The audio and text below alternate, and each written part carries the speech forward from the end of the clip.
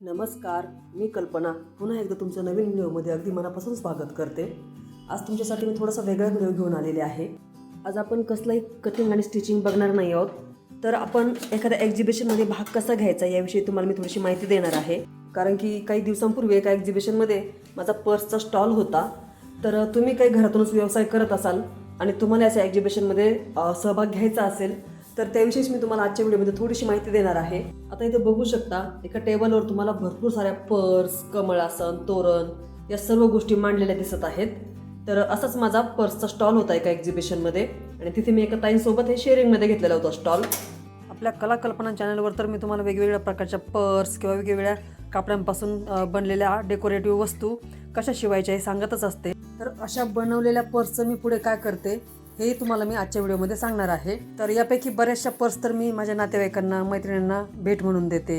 म्हणजे आपल्याकडे एखादी बाई पाहुणी म्हणून आली तर तिला ब्लाऊज पीस किंवा साडी देण्याची पद्धत आहे आपल्याकडे. तर मग मी ब्लाऊज पीस देण्याऐवजी अशा हँड पर्स वगैरे त्यांना भेट म्हणून देत असते.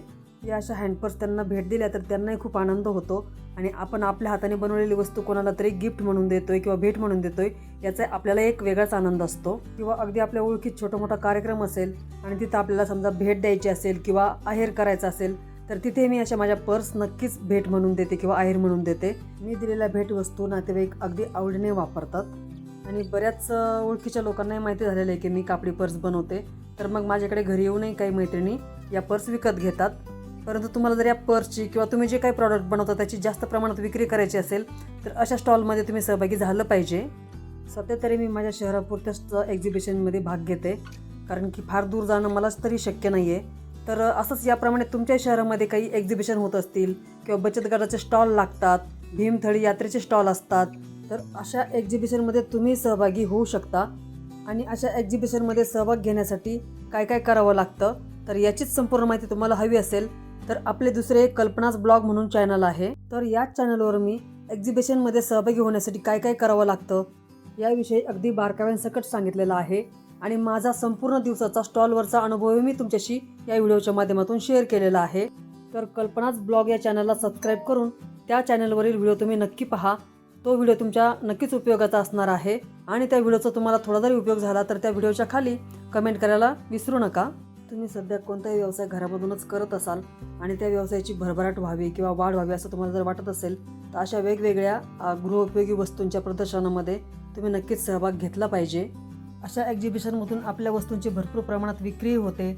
आपल्याकडे वेगवेगळे कॉन्टॅक्ट्स नंबर येतात आणि त्यातूनही मग आपल्याला पुढे ऑर्डर मिळत राहतात. तर अशा या एक्झिबिशनमध्ये तुम्ही कसा सहभाग घेऊ शकता हे मी त्या चॅनलवरील व्हिडिओच्या माध्यमातून अगदी बारकाव्यांसकट सांगण्याचा प्रयत्न केलेला आहे.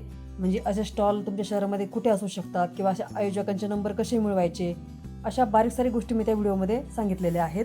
तुम्ही जर ऑनलाईन बिझनेस करत असाल, म्हणजे तुमचे प्रॉडक्ट तुम्ही ऑनलाईन पद्धतीने विकत असाल तर याविषयी मला नुकतीच माहिती मिळाली आहे. तर ती माहिती तुमच्याशी शेअर करायची आहे, परंतु ती माहिती मी एखाद्या पुढच्या व्हिडिओमध्ये किंवा आपल्या कल्पनाच ब्लॉग या चॅनलवर नक्कीच शेअर करण्याचा प्रयत्न करेल. तेव्हा आपल्या कल्पनाच ब्लॉग या चॅनलला सबस्क्राईब करून ठेवा. आणि आपल्या या कला कल्पना चॅनलवर सुद्धा मी भरपूर साऱ्या पर्सची ऑर्डर कशी मिळवायची किंवा भरपूर साऱ्या पर्स एकाच वेळी कशा पूर्ण करायच्या शिवून याचाही व्हिडिओ अपलोड केलेला आहे. आणि त्या व्हिडिओला जवळपास आता 2 लाख व्ह्यूज होतील. तर तो व्हिडिओसुद्धा तुम्ही नक्की पहा. त्या व्हिडिओमध्ये सुद्धा आपला व्यवसाय कसा वाढवू शकतो याविषयी मी काही ट्रिक सांगितलेल्या आहेत. त्या व्हिडिओचा सुद्धा तुम्हाला नक्कीच उपयोग होईल. आणि सध्या तुम्ही मी जे खण कापड विक्रीसाठी आणलेलं आहे त्यासाठी खूप उत्तम असा प्रतिसाद देत आहात. रिपीट कस्टमर माझ्याकडून कापड मागवत आहेत आणि मी साडी रिसेलिंगचाही नवीन बिझनेस सुरू केला आहे, त्यालाही तुम्ही छान असा प्रतिसाद देत आहात. त्यासाठी तुम्हा सर्व मैत्रिणींचे मनापासून खूप खूप धन्यवाद. आता सध्या मी पॉलिस्टर आणि कॉटन खणमध्ये संक्रांतीनिमित्त ब्लॅक खण मागवलेला आहे. म्हणजे अशा काळ्या रंगाच्या खण कापडापासून तुम्ही लहान मुलांसाठी वेगवेगळ्या प्रकारचे छान छान ड्रेस बनवू शकता आणि विकू शकता. तर नक्कीच तुम्ही माझ्याकडून असं खण कापड मागवा. कापडाची क्वालिटी अतिशय उत्तम अशी आहे.